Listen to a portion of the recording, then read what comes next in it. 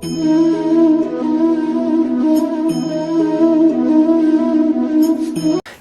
તો આજે હવે આપણે લાસ્ટ સેશનને થોડોક આગળ વધારીએ.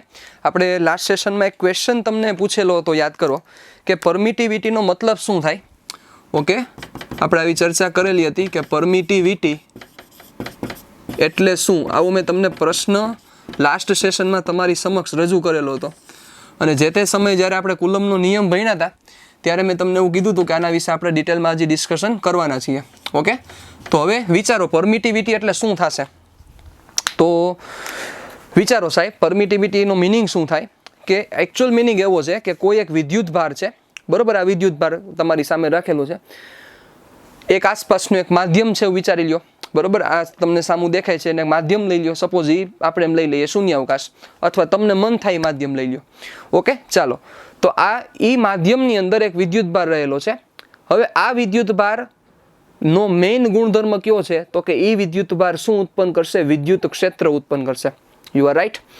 હવે આ વિદ્યુત ભાર છે જ્યારે વિદ્યુત ક્ષેત્ર ઉત્પન્ન કરે, મારો પોઈન્ટ બરોબર સમજો.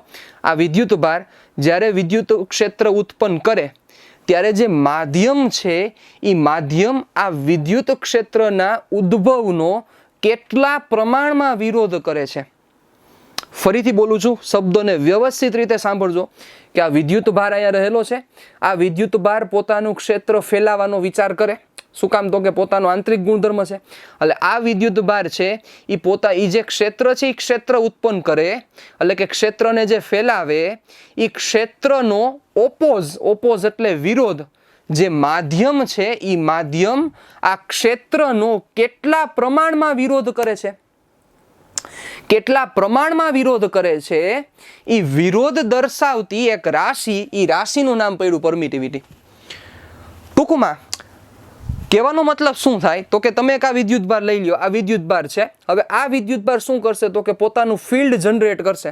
હવે આ વિદ્યુત ભાર પોતાનું ફિલ્ડ જનરેટ કરે તો એ જે ફિલ્ડ છે એ ફિલ્ડને ઓપોઝ કેટલા પ્રમાણમાં માધ્યમ કરશે.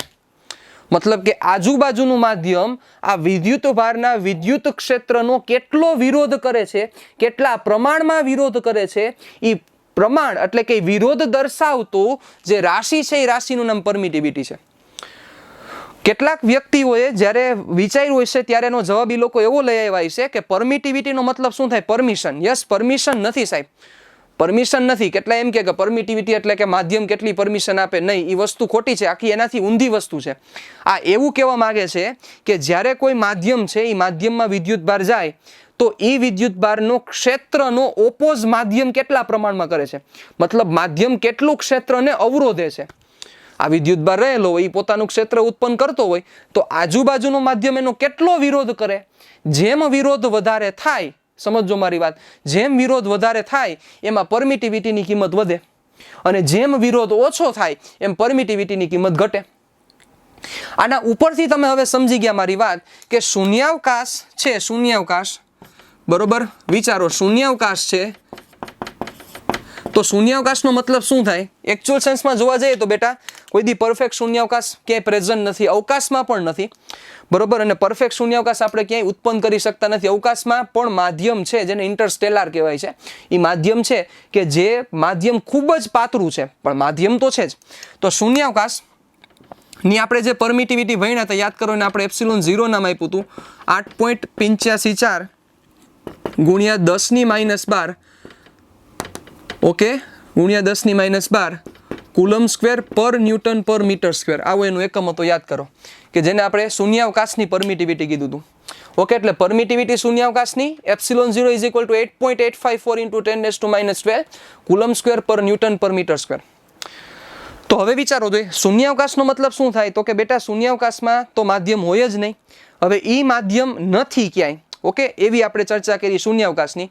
તો એ શૂન્યાવકાશમાં જો તમે વિદ્યુત ભાર રાખેલો હોય તો એ વિદ્યુત ભાર જે વિદ્યુત ક્ષેત્ર ઉત્પન્ન કરે છે એના માટે પરમિટિવિટી શું છે? એ વેલ્યુ એની આ છે કે જે સૌથી લઘુત્તમ કિંમત છે શૂન્યાવકાશ માટે 8.854 ગુણ્યા 10⁻12 કુલમ સ્ક્વેર પર ન્યૂટન પર મીટર સ્ક્વેર. તો ઓબ્વિયસ છે કે શૂન્યાવકાશ કોઈ માધ્યમ નથી, બરોબર. માધ્યમ નથી તેમ છતાં પરમિટિવિટીની કિંમત આ આવતી હોય તો કોઈ પણ માધ્યમમાં તમે જાઓ, યાદ વિચારી લ્યો, કોઈ પણ માધ્યમ વિશે તમે ચર્ચા કરો, બરાબર, તમે હવા લઈ લ્યો, તમે પાણી લઈ લ્યો, તમે કેરોસીન લઈ લ્યો, તમે કોઈ પણ બીજું માધ્યમ લઈ લ્યો, નાઇટ્રોજન વાયુ રહેલો એવું માધ્યમ લ્યો, હિલિયમ વાયુ રહેલું એવું માધ્યમ લ્યો, તો એ માધ્યમ ઓબ્વિયસ છે શૂન્યાવકાશ કરતાં તો થોડોક વધારે અવરોધ દેખાડતું જ હશે સાહેબ, સમજી શકો છો, કારણ કે શૂન્યાવકાશમાં તો કાંઈ માધ્યમ જ નથી, તેમ છતાં એ આટલો અવરોધી દર્શાવે છે, તો કોઈ પણ માધ્યમ રહેલું હોય સાહેબ, તો એ માધ્યમનો અવરોધ ઓબ્વિયસ છે આના કરતાં વધારે હોય. એનો મતલબ કે કોઈ પણ માધ્યમ માટે જે પરમિટિવિટી મળે, એ પરમિટિવિટીની કિંમત આ શૂન્યાવકાશની પરમિટિવિટી કરતાં કેવી આવવી જોઈએ? વધારે આવવી જોઈએ. કારણ કે આપણે શું ચર્ચા કરી? પરમિટિવિટીનો મિનિંગ શું ભણ્યા? પરમિટિવિટીનો મિનિંગ આપણે એવો ભણ્યા કે વિદ્યુત ભારનું જે ક્ષેત્ર ઉત્પન્ન થાય એનો વિરોધ માધ્યમ કેટલા પ્રમાણમાં કરે છે, જેમ એ પ્રમાણ વધારે એમાં પરમિટિવિટીની કિંમત વધારે. તો આના ઉપરથી આપણે શું ચર્ચા કરી શકીએ કે જે સમજવા જેવી છે, નજી આપણે પછી ડિટેલમાં પણ ડિસ્કશન કરશું કે કોઈ પણ માધ્યમ માટે જે એપ્સિલોન, જેને આપણે એપ્સિલોન કહેતા હતા, કારણ કે કોઈ પણ માધ્યમ માટે જ્યારે પરમિટિવિટીની ચર્ચા કરતા હોય ત્યારે એપ્સિલોન 0 આપણે નથી લખતા, શું લખીએ છીએ? એપ્સિલોન. તો એ એપ્સિલોનની કિંમત ઓબ્વિયસ હંમેશા એપ્સિલોન 0 કરતાં કેવી હોવી જોઈએ? વધારે જ હોવી જોઈએ. કારણ કે જો માધ્યમ નથી, જે કોની પાસે નથી? શૂન્યાવકાશ પાસે, તેમ છતાં જો આવડો અવરોધ ઉત્પન્ન કરતા હોય તો જ્યાં માધ્યમ છે એ માધ્યમનો અવરોધ એના કરતાં થોડોક તો વધારે હોય જ. સમજવા જેવી વાત છે. હવે વિચારો, ચાલો આના ઉપરથી આપણે હજી એક ડિસ્કશન કરી હતી, તો કે યાદ કરો આપણે કીધું હતું ડાઇલેક્ટ્રિક અચળાંક. કોને કીધું હતું ડાઇલેક્ટ્રિક અચળાંક? એપ્સિલોન આર, જેને આપણે શું કીધું હતું? સાપેક્ષ પરમિટિવિટી, રિલેટિવ પરમિટિવિટી, એટલે કે ગુજરાતીમાં થાય સાપેક્ષ પરમિટિવિટી. ઓકે, અને આનું ગુજરાતી, સાવ ગુજરાતી કહ્યું ને પરમિટિવિટીનું, તેનો મિનિંગ એવો થાય પરાવૈદ્યુતિક. બરાબર, થોડુંક ઓકવર્ડ લાગે છે, પણ એનો પ્યોર મિનિંગ એવો છે પરાવૈદ્યુતિક. ઓકે, પરાવૈદ્યુતિક. ઓકે, ચાલો, સોરી, પરાવિદ્યુતિક એવું થશે. ચાલો હવે આપણે અહીંયાથી આગળ વધીએ. સાપેક્ષ પરમિટિવિટી. સાપેક્ષ પરમિટિવિટીનો મિનિંગ આપણે શું કીધો હતો? તો કે કે એટલે ડાઇલેક્ટ્રિક અચળાંક, કે જે ડાઇલેક્ટ્રિક અચળાંકની કિંમત આપણે શું કહેતા હતા? એપ્સિલોનના છેદમાં એપ્સિલોન 0. શું કહેતા હતા? એપ્સિલોનના છેદમાં એપ્સિલોન 0. હવે વિચારો બેટા, શૂન્યાવકાશ માટે જો ચર્ચા કરો, આપણે શું લખતા હતા? યાદ કરો જોઈએ, ઉપર આપણે લખતા હતા માધ્યમની પરમિટિવિટી ના છેદમાં કોની પરમિટિવિટી લખતા હતા? તો કે શૂન્યાવકાશની પરમિટિવિટી. શૂન્યાવકાશની પરમિટિવિટી ઉપર માધ્યમની પરમિટિવિટી છેદમાં શૂન્યાવકાશની પરમિટિવિટી. ઓકે, ચાલો, તો માધ્યમની પરમિટિવિટી છેદમાં શૂન્યાવકાશની પરમિટિવિટી. તો જો હવે હું શૂન્યાવકાશ માટે જો કેની કિંમત વિચારું તો શું થાય? સિમ્પલ લોજિક આખો. શૂન્યાવકાશ માટે કેની કિંમત શું થશે? મતલબ કે હું શૂન્યાવકાશ માટે જ ચર્ચા કરું છું. તો શૂન્યાવકાશ માટે વિચારું તો બેટા ઉપર શૂન્યાવકાશ થઈ જાય, નીચે શૂન્યાવકાશ. તમે સમજી ગયા, ઉપર અને અંશ અને છેદ ઉડી જાય એટલે કિંમત કેટલી આવે? તો કે 1. ઓકે, હવે વિચારો તો કે આપણે ચર્ચા કરી હતી તો કે હવા માટે જે કિંમત આવે છે એ કિંમત ઉપર માધ્યમની પરમિટિવિટી છે, તો ઓબ્વિયસ છે મારે અહીંયા હવાની પરમિટિવિટી લેવી પડશે અને છેદમાં શૂન્યાવકાશની પરમિટિવિટી મારે લેવી પડશે. પણ એ જે કિંમત આવે છે એ કિંમત 1.00073 જેટલી આવે છે. કેટલી આવે છે? 1.00073. એટલે જો જોવા જઈએ તો એપ્રોક્સિમેટ બેટા આપણે k is approximate equal to 1, એટલે k ની આપણે ઓલમોસ્ટ ઇક્વલ ટુ 1 થાય છે. ઓકે, અને ત્રીજી વસ્તુ કે જે આપણે ચર્ચા કરીએ, બીજું કોઈ પણ માધ્યમ, એ દરેક માધ્યમ માટે તમે હવે સમજી ગયા, બીજા કોઈ પણ માધ્યમ માટે માધ્યમની પરમિટિવિટી છે એ એપ્સિલોન 0 કરતાં કેવી થશે? તો કે વધારે જ થશે સાહેબ. અને એપ્સિલોન 0 કરતાં વધારે થાય એટલે વિચારો, આ એપ્સિલોન 0 ને જવા દો જોઈએ અહીંયા, તો એપ્સિલોનના છેદમાં એપ્સિલોન 0 ઇઝ ગ્રેટર ધેન 1.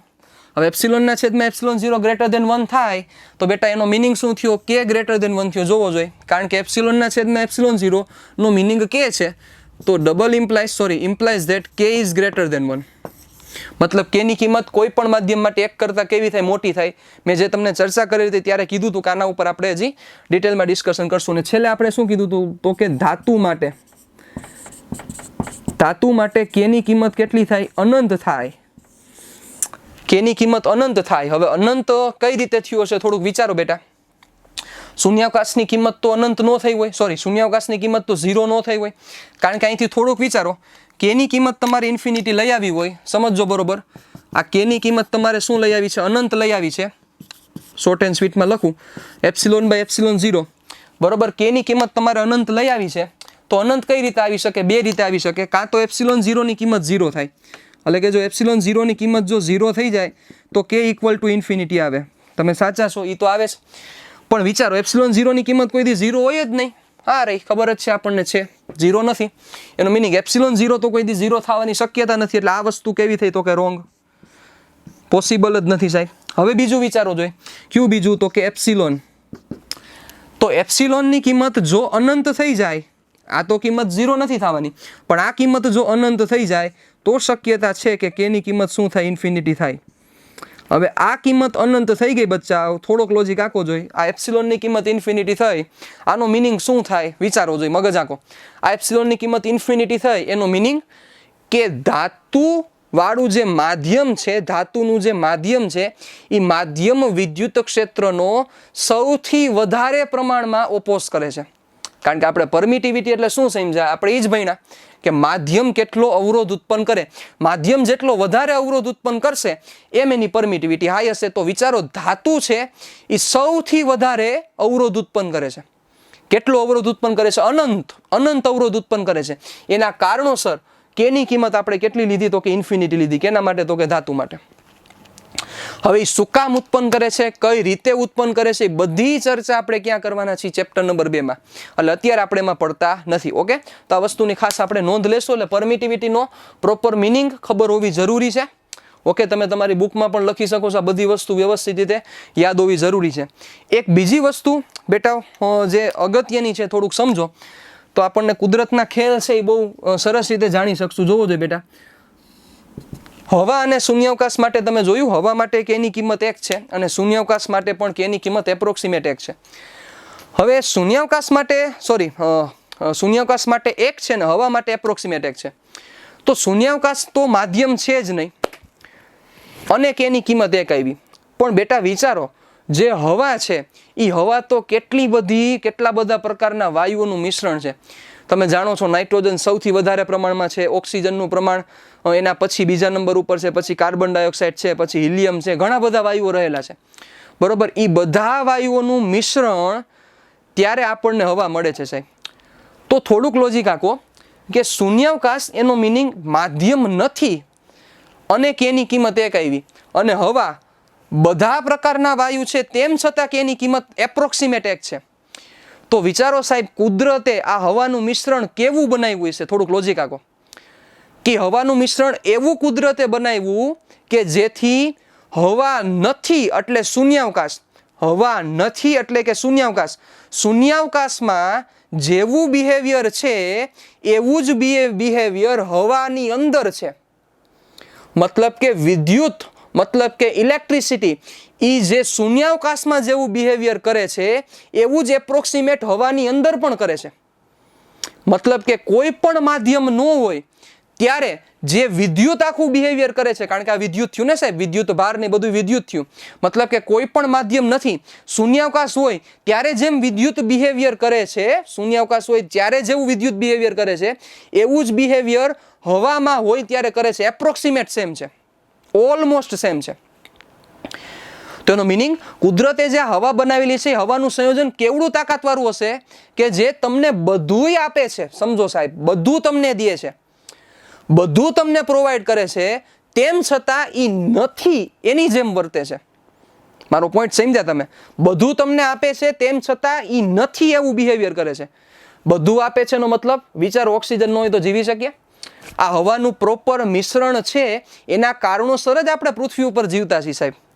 બાકી પૃથ્વી ઉપર જીવતા ન હોય, બીજી બધી જગ્યાએ બીજી ઘણી બધી જગ્યાએ વાતાવરણ રહેલા છે બરોબર. તમે જોવા જાવ તો ગુરુ ઉપર વાતાવરણ છે, મંગળ ઉપર પણ વાતાવરણ છે, તેમ છતાં આપણે કેમ ત્યાં વસવાટ નહીં કરી શકીએ? અથવા શું મેઇન પ્રોબ્લેમ આવશે? તો કે મેઇન એટમોસ્ફિયર પ્રોબ્લેમ છે કે ત્યાં બધા જે વાયુઓ રહેલા છે એ આપણા માટે હાનિકારક વાયુઓ છે અને એ આપણો પ્રાણવાયુ નથી. પ્રાણવાયુ કહીએ ને કે જેના લીધે આપણો આખો પ્રાણ ચાલે છે, જેને આપણે ઓક્સિજન કહીએ છીએ, કે જે ઓક્સિજનનું હોય પણ એનું પ્રમાણ એટલા પ્રમાણમાં હોવું જોઈએ, એ પ્રમાણના બીજા બધા વાયુ હોવા જોઈએ, એવું પ્રોપર મિશ્રણ થાય તો ત્યાં સજીવ સૃષ્ટિ છે એ વ્યવસ્થિત જન્મ લઈ શકે ને સજીવ સૃષ્ટિ પોતાની લાઈફ છે એ આગળ વધારી શકે. તો સમજવા જેવી વાત છે કે કુદરતે જે હવાનું મિશ્રણ બનાવ્યું છે એની તાકાત કેટલી વધારે છે, કે એ તાકાત એટલી વધારે છે કે એ બધું તમને પ્રોવાઈડ કરે છે, તેમ છતાં એ પોતે નથી એટલે શું? શૂન્યાવકાશ. પોતે નથી એનો મતલબ શું? શૂન્યાવકાશ. કે પોતે નથી એની જેમ બિહેવ કરે છે, મતલબ બધું તમને દઈ દે છે, બધું તમને આપી દે છે, બધું તમને સમર્પિત કરી દે છે. આ કોણ? તો કે એટમોસ્ફિયર. બધું સમર્પિત કરી દે છે, તેમ છતાં એ કેના તરીકે વર્તે છે? હું તો પ્રેઝન્ટ નથી એની જેમ જ બિહેવ કરું છું. કારણ કે હું તો પ્રેઝન્ટ નથી એનો મતલબ શૂન્યાવકાશ જેવી વાત થઈ. અને શૂન્યાવકાશમાં કેવી ચર્ચા થાય છે? તો કે શૂન્યાવકાશમાં જેવો બિહેવિયર વિદ્યુતનો છે એવો જ બિહેવિયર હવામાં છે સાહેબ. તો ભગવાને આ હવા એટલે કે આ મિશ્રણ એવું તાકાતવાળું બનાવેલું છે જેના કારણોસર આપણે જીવી શકીએ છીએ. અને એ કુદરત સિવાય કોઈ ન કરી શકે સાહેબ. એ કોઈક ઉપર એક વ્યક્તિ બેઠો જ હોય કે જે આ બધું આખું એનાલિસિસ કરે છે. આવા આઇન્સ્ટાઈનના વર્ડ હતા, મારા વર્ડ નથી. આઇન્સ્ટાઈન પણ કહેતા અને ઘણા બધા સાયન્ટિસ્ટો કે જે બધા મોટા સાયન્ટિસ્ટો હતા એ બધા માનતા કે નહીં ભગવાન છે અને એ કોઈ વ્યક્તિ છે કે જે આખી વસ્તુ શું કરે છે, આ સૃષ્ટિનું શું કરે છે, તો કે વ્યવસ્થિત આખું સંચાલન કરે છે. બાકી શક્યતા જ નથી આટલું પરફેક્ટ બેલેન્સ મળી શકે. આવી તો ખાલી એક આપણે વિદ્યુતમાં ચર્ચા થઈ. આવી ઘણી બધી ડિસ્કશન્સ આપણે 11th પણ કરી ગયા છીએ. પણ 11th જે બધી ડિસ્કશન હતી એ બધી ડિસ્કશન તમને સામી દેખાતી હતી. પણ 12th જે બધી ડિસ્કશન છે બધું ઇમેજનરી પાર્ટ છે. ઇમેજનરી પાર્ટનો મતલબ કે આખી કલ્પના શક્તિ એટલે કે હવેનું જે આપણી આખી ડિસ્કશન છે, હવેનું જે આપણું અન્ડરસ્ટેન્ડિંગ છે એ આખી કલ્પના શક્તિ ઉપર ડિપેન્ડન્સી છે. અને હવે આપણે એવી ચર્ચા કરવાની છે કે જે સામું નથી દેખાતું આપણને, તેમ છતાં અહીંયા એક્ઝિસ્ટ કરે છે. જેમ કે ઇલેક્ટ્રોન અહીં સામું દેખાય, અહીં ઇલેક્ટ્રોન દેખાય છે, તમને નથી દેખાતો, પણ તેમ છતાં ઇલેક્ટ્રોન એક્ઝિસ્ટ કરે જ છે. એવી આપણે ચર્ચા કરવાની છે. એટલે આખું આ જે 12th જે ફિઝિક્સ છે એટલું વધારે ઇન્ટરેસ્ટિંગ છે. બરોબર. એના કારણોસર આપણે ખૂબ જમાવટવાળા બધા કોન્સેપ્ટ છે. તેમાં આપણે પહેલી ડિસ્કશન હવા માટે ચર્ચા કરી. હજી આવી ઘણી ડિસ્કશન છે સાહેબ કે જે આપણે વધારે ડિટેલમાં આપણે રે ઓપ્ટિક્સની જ્યારે ચર્ચા કરશું ત્યારે આ બધી ડિસ્કશનમાં આપણે ઉતરશું કે જે તમે સમજો એટલે એમ થાય કે ઓહો કુદરતે આખી અરેન્જમેન્ટ કેવી તાકાતવાળી બનાવી છે. અને એવી જ બનાવવી જોઈએ સાહેબ, એવી જ બને તો જ આપણી લાઈફ પોસિબલ થાય. બાકી કેટલા પ્રોબ્લેમ્સ થાય એ શું થાય એ જ્યારે આવશે ત્યારે આપણે ડિટેલમાં ડિસ્કશન કરશું, અત્યારે એમાં પડતા નથી. ઓકે, ચલો તો હવે આપણે જે ડિસ્કશનને આગળ વધારીએ. એ ડિસ્કશનમાં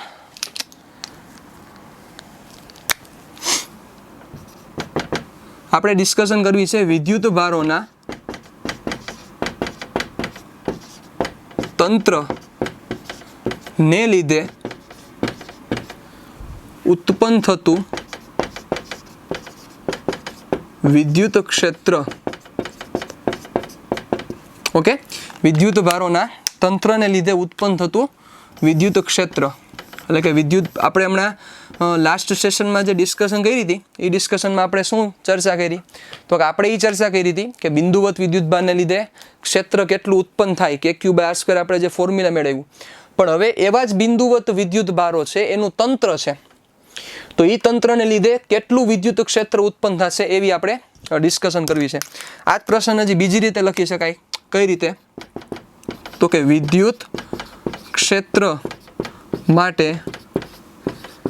સંપાતપણાનો સિદ્ધાંત. કેના માટે? વિદ્યુત ક્ષેત્ર માટે સંપાતપણાનો સિદ્ધાંત. ચાલો તો ડિસ્કશનને આપણે આગળ વધારીએ. ઓકે, ચાલો તો શું કરશું? યાદ કરો જોઈ જેમ આપણે વિદ્યુત બળ માટે સંપાતપણાનો સિદ્ધાંત ભણ્યા હતા એવું જ છે. બહુ સિમ્પલ વસ્તુ છે, કાંઈ નવીન નથી. ચાલો શું થશે તો કે પહેલાં XYZ આપણે લઈ લઈએ. ચલો આ Y, આ X અને આ Z. ઓકે, ચાલો આ ઉગમ બિંદુ છે અથવા આને X લ્યો, આને Y લ્યો, આને Z લ્યો. જનરલી એન્ટી ક્લોકમાં આપણે દઈએ છીએ. બાકી ખબર જ છે કે એવું કંઈ એકચ્યુઅલમાં હોતું નથી સાહેબ. કલ્પના શક્તિ છે સાહેબ આપણી. ચાલો આ X અક્ષ, આ Y અક્ષ અને આ Z અક્ષ. ચાલો હવે ઉગમ બિંદુની સાપેક્ષે આપણું સંદર્ભ બિંદુ થઈ ગયું, રેફરન્સ પોઈન્ટ થઈ ગયો. સાપેક્ષે n વિદ્યુત ભારો રહેલા છે. કેટલા વિદ્યુત ભારો? n વિદ્યુત ભારો. એટલે આપણે ચર્ચા કરી લઈએ. સપોઝ આ જગ્યાએ Q1, આ જગ્યાએ Q2, જાજો લબાચો ભેગું નથી કરવું આપણે. પછી આ જગ્યાએ Q3 અને આ જગ્યાએ એમ કરતાં કરતાં Qn, કારણ કે અહીંયા ઘણા બધા વિદ્યુત ભારો છે. અહીંયા હશે, અહીંયા હશે, અહીંયા હશે, અહીંયા હશે, પણ છેલ્લે આપણે n લઈ લીધા. ઓકે, દરેકના સ્થાન સદિશ આપણે દર્શાવી દઈએ કે આ Q1, યાદ રાખજો બેટા, Q1, Q2, Q3, Qn બધા કેવા વિદ્યુત ભાર છે? બિંદુવત વિદ્યુત ભાર છે. તેમ છતાં એકવાર હું લખી દઉં. Q1, Q2, Q3 up to Qn એ બિંદુવત વિદ્યુત ભારો છે. ઓકે, કારણ કે બિંદુવત વિદ્યુત ભાર હોય તો અને તો જ KQ/R² એપ્લાય કરી શકાય, બાકી ન કરી શકાય, જે ઓલરેડી બધા જાણો છો તમે. ચાલો, તો હવે આ બધા વિદ્યુત ભારોને લીધે, મતલબ Q1, Q2, Q3 up to Qn, આ બધા વિદ્યુત ભારોને લીધે આપણે કોઈ એક જગ્યાએ વિદ્યુત ક્ષેત્ર મેળવવું છે. શું કરવું છે? કોઈ એક જગ્યાએ વિદ્યુત ક્ષેત્ર. ચાલો, સપોઝ આપણે પોઈન્ટ કહી દઈએ, આ પોઈન્ટ. ઓકે, એ પોઈન્ટને નામ દઈ દઉં પોઈન્ટ P. ખાલી આ બેટા જે ક્વેશ્ચન છે એ ક્વેશ્ચન 3 માર્કમાં પૂછાઈ શકે. તમારે બધું થોડુંક વ્યવસ્થિત રીતે લખવું પડે, બરોબર. અને પછી જે આપણે ડિસ્કશન હમણાં કરવાના છે એ બધી ચર્ચા લખો એટલે કામ પૂરું તમારું. આ P બિંદુએ તમારે શું કરવાનું છે? વિદ્યુત ક્ષેત્ર. ચાલો, તો આપણે શું કરી દઈએ? P બિંદુનું પહેલા સ્થાન સદિશ આપણે કહી દઈએ. શું થશે? P બિંદુનો સ્થાન સદિશ, એ સ્થાન સદિશને આપણે નામ દઈ દઈએ R. ઓકે, એટલે બિંદુ P નો જે સ્થાન સદિશ છે એને મેં નામ દઈ દીધું છે R.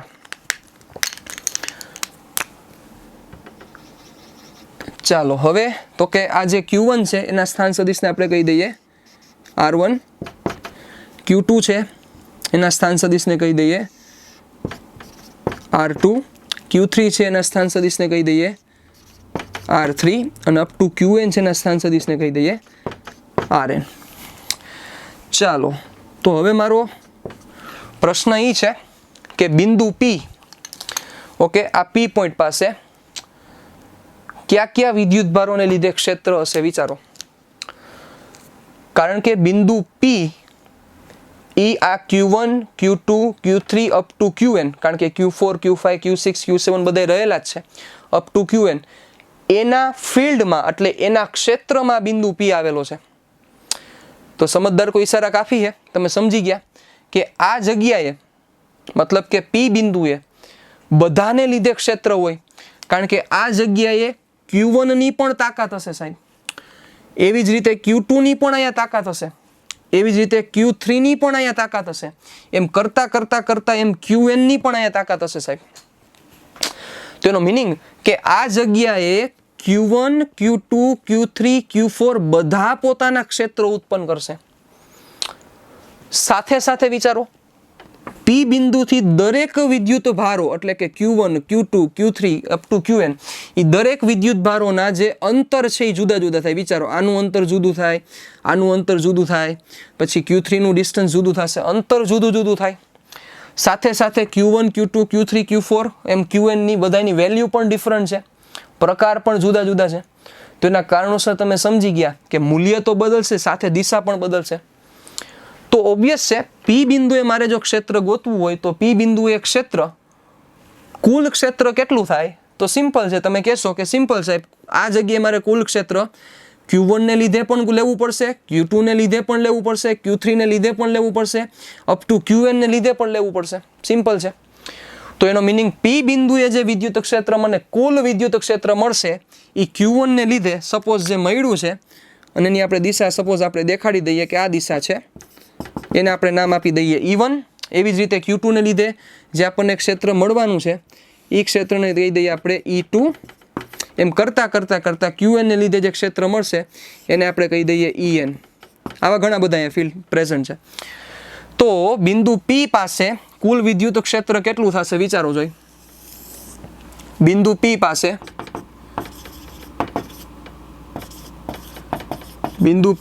પરિણામી વિદ્યુત ક્ષેત્ર શું થાય? તો કે બિંદુ P પાસે પરિણામી વિદ્યુત ક્ષેત્ર થશે E is equal to E1 plus E2 plus up to plus En.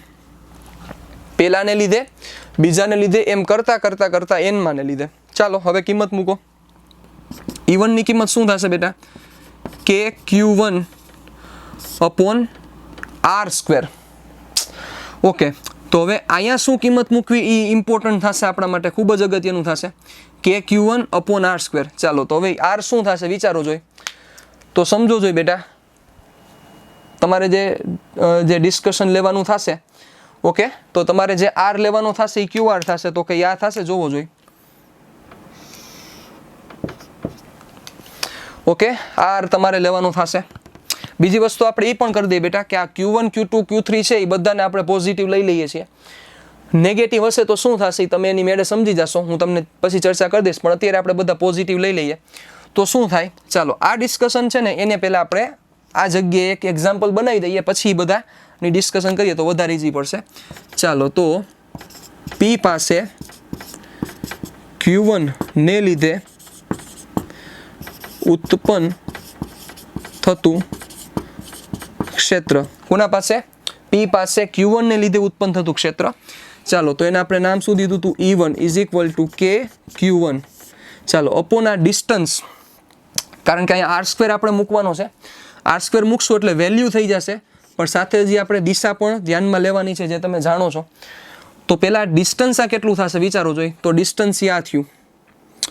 હવે જો કોઈને લાઇટ થતી હોય તો વ્યવસ્થિત તમે સમજી શકશો કે આ જે વેક્ટર મળશે, આ વેક્ટર જોવો જોઈએ કેવો વેક્ટર છે. તમને થોડુંક હું અહીંયા કાઢીને દેખાડું, જો જરૂર નથી પણ તેમ છતાં દેખાડું છું એટલે તમને ક્યાંય પ્રશ્ન ન રહે. આ R1, પછી આ વેક્ટર છે એ R છે, અને મેં જે જોઈન્ટ કર્યો છે, કારણ કે મારે તો શું છે P બિંદુ, એટલે આ આપેલું બિંદુ થયું એનું Q1 થી મારે અંતર લેવાનું છે, એટલે એ ડિસ્ટન્સ બેટા થયું આ P બિંદુ છે. ઓકે, મેં અલગ કાઢીને તમને દેખાડેલ છે. તો આ વેલ્યુ શું થશે બેટા જોવો જોઈ, લાઇટ થવી જોઈએ, જોવો જોઈએ. તમે આ જે વેક્ટર જોઈન કર્યો છે આ વેક્ટર યાદ કરો જોઈ, આ વેક્ટર છે એ બે વેક્ટરના માથાને જોડતો સદિશ છે સાહેબ. બે વેક્ટરના માથાને જોડતો જે સદિશ હોય, યાદ કરો, બે વેક્ટરના માથાને જોડતો જે સદિશ હોય એ પરિણામી સદિશ ન હોય, એ બંનેની બાદબાકી દેખાડે. યાદ કરો, આપણે આવી ચર્ચા કરેલી છે ને, જ્યારે આપણે લાઈવ ડિસ્કશન કરતા હતા ત્યારે મેં તમને કીધેલું છે, લખાવેલું પણ છે બુકમાં, કે જ્યારે બે વેક્ટરના માથા જોડો ત્યારે બાદબાકી થાય. એનો મિનિંગ કે આ જે વેક્ટર છે એ બાદબાકી સૂચવે છે, તો એ બાદબાકી કોની? ઓબ્વિયસ છે આ બે વેક્ટરની બાદબાકી. પણ બાદબાકીમાં પાછો પ્રશ્ન થાય ને કે R-R1 લેવાનું થશે કે R1-R લેવાનું થશે. તેના માટે મેં તમને સમજાવ્યું હતું, યાદ કરો જોઈ. હવે તમને સમજાય ને ચેપ્ટર નંબર 4 ની ઇમ્પોર્ટન્સ કેવડી છે સાહેબ, સમતલમાં ગતિની કેટલી અગત્યતા છે. માથું કઈ બાજુ છે? તો કે આ સાઈડ છે. મેં કીધું હતું જે બાજુ માથું હોય એનો વારો પહેલા લેવાનો. માથું કઈ સાઈડ છે? તો કે R સાઈડ છે. તો આ જે ઉપરનો જે વેક્ટર આવ્યો બરોબર, આની કિંમત શું થાય? તો કે આની કિંમત થાય R-R1 બરોબર. એટલે આ જે ઉપલો જે વેક્ટર તમને દેખાય છે એ કયો વેક્ટર થયો? R-R1. સિમ્પલ વસ્તુ છે. તો હવે આનું મૂલ્ય મારે તો અહીંયા મૂલ્ય લખવાનું છે, તો શું થશે? છેદમાં R-R1 નો મોડ નો સ્ક્વેર. R-R1 એટલે વેક્ટર આ થઈ ગયો, ઓકે, એનો મોડ એટલે અહીંયા મૂલ્ય થઈ ગયો, અને એનો આ સ્ક્વેર.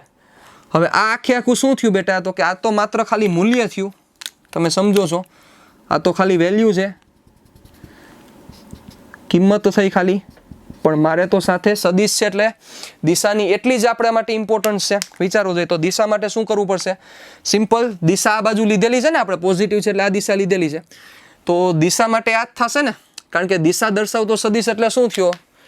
દિશા દર્શાવતા સદિશને એકમ સદિશ, એનો મિનિંગ એકમ સદિશ આપણે આ દિશામાં લેવાનો છે. વિચારો તો આ દિશામાં એકમ સદિશની વ્યાખ્યા શું હતી? સદિશના છેદમાં એનું માન. યાદ કરો તો સદિશ આ રહ્યો, એના છેદમાં એનું માન મૂકી દો, એટલે આ સદિશ છે એ કયો છે? આ છે, ના છેદમાં એનું માન. કારણ કે E1 ની દિશા છે, તમે સમજી લ્યો હું શું બોલું છું, બરોબર સાંભળો. E1 ની દિશા આ સાઈડ છે, દેખાય જ છે આપણને, E1 ની દિશા આ સાઈડ છે, એમાં E1 ની દિશા છે. તો આ દિશાનો સદિશ કયો થયો? તો કે સિમ્પલ છે, આ સદિશ E દિશાનો જ છે. આ E દિશાનો સદિશ છે, તો મારે એની દિશા જોતી શું કરવું પડે? સિમ્પલ, આ સદિશના છેદમાં મારે એનું માન મૂકી દેવું પડે, કારણ કે એકમ સદિશની વ્યાખ્યા આપણી જ હતી. તો અહીં એડ કરો તો શું થશે? મારે દિશા દર્શાવવા માટે મારે વસ્તુ એડ કરવી પડશે, એ થશે બ્રેકેટમાં R-R1. આ શું આવી ગયો? તો કે વેક્ટર. ના છેદમાં એનું માન, એટલે મારે છેદમાં હજી શું કરવું પડશે? Mode r minus r1. Ready? શું કરવું પડશે? Mode r minus r1. ચાલો તો હવે આ બધું કમ્બાઈન કરી નાખો તો શું થશે? અહીંયા 2 ઘાત હતી અને આની હજી 1 ઘાત આવી, વિચારો તો ટોટલ કેટલી ઘાત થઈ ગઈ? 3 ઘાત થઈ ગઈ. તો તમે શું લખી શકો? હવે આને ઉડાડી દઉં છું. ઓકે, ચાલો તો ટોટલ કેટલી ઘાત થઈ ગઈ જોવો જોઈએ. તો આખું નેટ આન્સર કેવો થયો? આવો થયો કે Q1 બ્રેકેટમાં r minus r1 upon mode r minus r1 નો ક્યુબ. રેડી? કે Q1 બ્રેકેટમાં r minus r1 upon mode r minus r1 નો ક્યુબ. ક્યુબ કરવાનું કારણ અહીંયા 2 છે ને અહીંયા 1 છે. ક્લિયર? ડન? રેડી? ચાલો હવે આ જે છેલ્લું એડ કર્યું, શું એડ કર્યું તમે સમજી ગયા ને? E1 ની દિશા, કારણ કે આગલું મૂલ્ય હતું એટલે મારે એની સાથે દિશા પણ અહીંયા એડ કરવી જરૂરી છે. એટલે મૂલ્ય અને દિશાનો સમન્વય થાય ત્યારે સદિશ બને, એમનેમ સદિશ નથી બનતો. You know very well that. ચાલો તો હવે આ વસ્તુ પ્રમાણે આપણે અહીંયા મૂકવાનું છે એટલે આપણને બહુ હવે વસ્તુ ઇઝી બની જાય. તો શું થશે? ચાલો બોલો.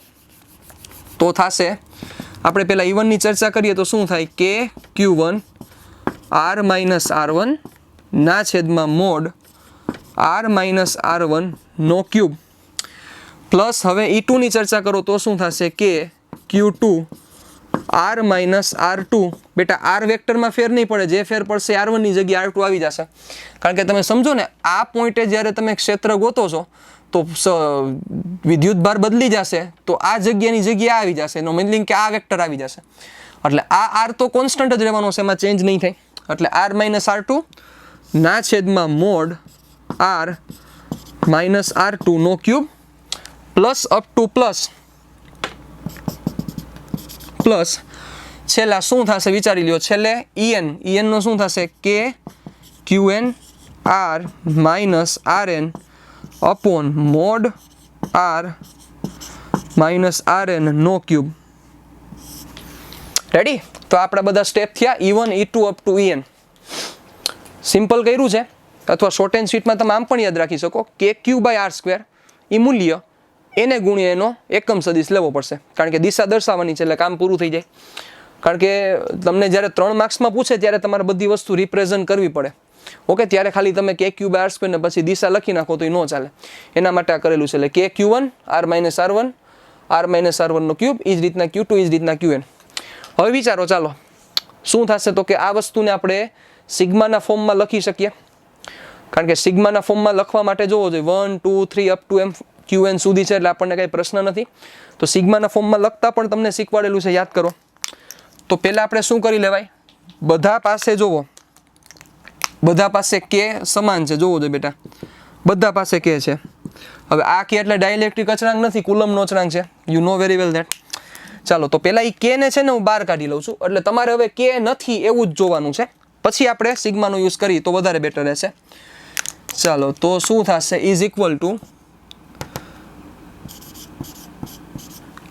કે ને મેં બહાર કાઢી લીધા. ચાલો એ મહેનત કરું, હજી આપણે એક સરળ મેથડ કરી. ચાલો હવે જુઓ, સિગ્મામાં તમને શું શીખવાડ્યું હતું? યાદ કરો. સિગ્મામાં મેં તમને કીધું હતું કે 2 ક્રમિક પદમાં તમને શું સરખું દેખાય છે? જે સરખું દેખાતું હોય એ પહેલાં લખી નાખો. 2 ક્રમિક પદ છે એમાં તમને શું સરખું દેખાય છે? જે સરખું દેખાતું એ પહેલાં લખી નાખો. ચાલો આપણે લખીએ તો શું થશે? બંને ક્રમિક પદમાં જે તમને સરખું દેખાય નહીં તમારે લખવાનું છે. ચાલો તો હું લખું. સિગ્મા આપણે મૂકી દઈએ પહેલાં. ક્યાંથી ક્યાં સુધી જવાનું છે એની ચર્ચા પછી કરશું, એમાં અત્યારે નથી પડતા. 2 પદમાં શું સરખું છે? યસ, તો કે બંનેમાં કે સરખો છે એટલે મેં પહેલાં કે લખી નાખ્યો. પછી બંનેમાં ક્યુ સરખો છે. ક્યુ એટલે કઈ રીતના ક્યુ? આ ક્યુ. તમારે તો જે સરખું એ બધું લખવાનું. આ ક્યુ છે ને, આની પાસે આવો ક્યુ છે, આની પાસે આ ક્યુ છે. મને ખબર છે 1 2 છે એ જુદા છે, પણ મેં શું કીધું? બંનેમાં તમને જે સિમિલારિટી લાગતી હોય તમારે લખવાની છે. તો બંનેમાં તમને શું સિમિલારિટી દેખાય? તો કે બધામાં કે છે, બધામાં ક્યુ છે. જો પછી ફેર ક્યાં છે? 1 2 માં. તો એનું આપણે કંઈક જોઈ લેશું, એ આપણે સમજી લેશું. ઓકે, ચાલો એટલે હવે હું શું એડ કરી દઉં? તો કે બંને પાસે ક્યુ છે, સાથે સાથે જોવો જોઈએ બ્રેકેટ બે પાસે છે. યસ, તો મારે બ્રેકેટ પણ દેવા પડશે. સમજો સાહેબ. હાલો પછી તો કે બંને પાસે r અને માથે તીર છે, એટલે કે સદિશની નિશાની પણ છે, એટલે મારે વેક્ટર લેવો પડશે. બંને પાસે માઇનસ પણ છે એટલે માઇનસ મૂકવા પડશે. સાથે સાથે બંને પાસે r પણ છે. જુઓ પણ અહીંયા 1 2 થયા, સિમ્પલ છે તો એને આપણે લખશું નહીં. મેં તમને કીધું હતું સરખું લખવાનું, પણ અહીંયા 0 નો કરી નાખતો, જોજો પાછા હાલી નો નહીં કરવું ગમે તેમ. હાલો, બધા બે પાસે છેદ છે તો મેં પેલા છેદ પણ દઈ દીધા. સાથે વિચારો, બંને પાસે મોડ છે, દેખાય છે મોડ, તો મોડ આપી દો. હાલો, દીધો મોડ. બંને પાસે આર છે, આપી દો આર. બંને પાસે માઇનસ છે, બંને પાસે પાછો આર છે, અને બંને પાસે 3 ઘાત પણ છે, એટલે પહેલાં આપણે લખી નાખી. ક્લિયર? ચાલો, હવે શું કરવાનું, તો કે હવે સિમ્પલ, ક્યાં ક્યાં ચેન્જીસ છે એ જોતા જાઓ. તમે જોવો, અહીંયા 1 છે ત્યારે અહીંયા 1 છે ત્યારે અહીંયા 1 છે, અહીંયા 2 છે ત્યારે અહીંયા 2 છે, અહીંયા 2 છે, એમ અહીંયા n છે, અહીંયા પણ n છે ને અહીંયા પણ n છે. તો જો હું અહીંયા i લઉં, શું લઉં i, તો મારે અહીંયા પણ i લેવો પડે અને અહીંયા પણ i લેવો પડે. યાદ કરો, આપણી મેથડ જ છે આ રીતના જ કરતા હતા, યાદ કરો. અહીંયા 1, અહીંયા 1, અહીંયા 1, અહીંયા 2, અહીંયા 2, અહીંયા 2, અહીંયા n, અહીંયા n, અહીંયા n, તો અહીંયા i, તો અહીંયા પણ i અને અહીંયા પણ i. સિગ્મા આવી ગયો, સિગ્મા સરવાળો દેખાડે છે, એટલે સરવાળો કોણ દેખાડે છે? સિગ્મા. પણ કયા પદોનો સરવાળો? તો કે પદ ક્યાંથી સ્ટાર્ટ થયા? આ i સ્ટાર્ટ ક્યાંથી થયો જોવો જો. i સ્ટાર્ટ થયો 1 થી, પછી 2 પણ છે, પછી 3 પણ છે, એમ કરતા કરતા i ક્યાં પૂરો થાય છે? n. તો એનો મિનિંગ મારે શું લખવું પડશે? તમે સમજી ગયા કે i start from 1 to n. Ready? i start from 1 to n. તો આ શું થયું? તો કે આ વિદ્યુત ક્ષેત્ર, પરિણામી વિદ્યુત ક્ષેત્ર થયું. કઈ જગ્યાએ? તો કે બિંદુ P પાસે. ઓકે, હવે શું કરાય? તો કે આ તો અચળ જ છે ને, તો હવે આને અહીંથી બહાર કાઢ લે ભાઈ, કાંઈ ફેર ન પડે. કારણ કે સિગ્મા લાગે કોને? સિગ્મા કોને લાગે? જ્યાં બધું બદલતું હોય. રેડી? ત્યાં સિગ્મા લાગશે. ચાલો, તો હવે આ વસ્તુ થઈ શું? આવું થાય કે i બરાબર 1 મૂકો. 1 મૂકો એટલે જે ટર્મ મળે એ ટર્મ આ, પછી સિગ્મા યુઝ કરો, સિગ્મા એટલે પ્લસ, વળી પાછો i બરાબર 2 મૂકો, વળી પાછું ટર્મ મળે એ લખો, વળી પાછો સિગ્મા યુઝ કરો એટલે વળી પાછો પ્લસ, એમ કરતાં કરતાં n પદ થયા. ક્લિયર? તો હવે તમને એમ થાય કે સર આવું યાદ આમાં રાખવાનું શું? તો યાદ કાંઈ નથી રાખવાનું, યાદ એકે વસ્તુ રાખવાની જ નથી. કારણ કે જ્યારે આપણે સમ કરશું, બરોબર, કે જે આપણે નેક્સ્ટ લેક્ચરમાં સમ ઉપર જવાના છીએ, જ્યારે આપણે સમ કરશું ત્યારે તો આપણે ખાલી એક જ વસ્તુ મગજમાં રાખવાની છે, મૂલ્ય અને દિશા. હવે દિશા દર્શાવવા માટે આપણે એકમ સદિશમાં ઘણી બધી વસ્તુ યુઝ કરતા હતા, બરોબર, એના ઉપરથી આપણે ચર્ચા કરીશું. ઓકે, એટલે એમાં કોઈ ટેન્શન લેવા જેવી વાત નથી. પણ તમને 3 માર્કનો જો પ્રશ્ન કહે તો આ પ્રશ્ન તમારે વ્યવસ્થિત રીતે આખો લખવો પડે, તો તમને પૂરેપૂરા માર્ક્સ મળે, બાકી પૂરા માર્ક્સ મળે નહીં. એટલે આ વસ્તુને થોડુંક ધ્યાનમાં રાખવાની છે. ઓકે, તો નેક્સ્ટ ટાઈમ જ્યારે તમે જે નેક્સ્ટ જ્યારે વિડીયો જોવો, નેક્સ્ટ લેક્ચર જ્યારે અટેન્ડ કરો, ત્યારે તમારે આ બધી દિશા સાથે વ્યવસ્થિત આખું ક્લિયર કરીને રાખવાનું છે. સાથે હજી એક વાત કરી દઉં કે જો કોઈ વિદ્યુતભાર નેગેટિવ આવ્યો તો શું થશે? વિચારો, કોઈ વિદ્યુતભાર નેગેટિવ આવે, સપોઝ હું એમ કહી દઉં કે Q2 નેગેટિવ આવ્યો, તો Q2 નેગેટિવ આવે તો શું થાય? અહીંયા Q2 ની કિંમત તમારે નેગેટિવ મૂકવાની છે? ના, મેં તમને કીધું હતું જ્યારે સદિશ છે આપણે તો અહીંયા બધે વેલ્યુઝ મૂકવાની છે, ખાલી તમારે મૂલ્યો જ મૂકવાના છે, તમારી ચેન્જ કાંઈ નથી કરવાનું, તમારે એમાં દોઢું નથી થવાનું.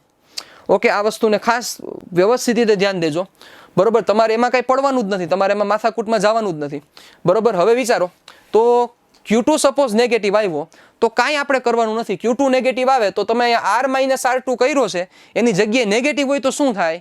ક્ષેત્રની દિશા તમે જે લીધી છે એનાથી ઓપોઝિટ થઈ જાય. સિમ્પલ વાત છે. તમે જે ક્ષેત્રની દિશા લીધી છે એનાથી દિશા કેવી થઈ જશે? ઓપોઝિટ. તો ઓપોઝિટ દિશા થાય તો શું થાય? Q2 નેગેટિવ છે, સપોઝ -2 કુલમ આવ્યું, તો તમારે તો અહીંયા 2 જ લખવાના છે, એમાં કાંઈ ફેરફાર નથી કરવાનો. પણ શું કરી નાખવાની? દિશા અહીંયા ઉલટાવી નાખો.